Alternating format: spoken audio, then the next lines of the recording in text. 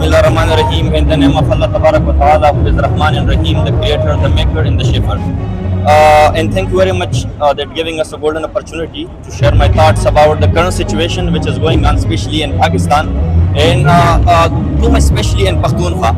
If you think about the current situation of Pakhtunkhwa, so Pakhtun face many problems, many not much problems in Pakhtunkhwa, like especially state killed. Like now state killed Maulana Khanzib. He was a peaceful people. So we record a protest in front of Press Club Karachi that we are the citizen of Pakistan. We request to Pakistan that consider us the citizen of Pakistan. If the government of Pakistan didn't consider us the citizen of Pakistan, then we will take a step which will be too much hard. So this is our slogan that we are a peaceful people. We want peace, especially in Pakhtunkhwa, and this is our slogan from Pakistan and from establishment that we consider the citizen of Pakistan. We are also the citizen of Pakistan. We want peace. We are a peaceful people, and this is the responsibility of the state to give peace to every citizen of Pakistan.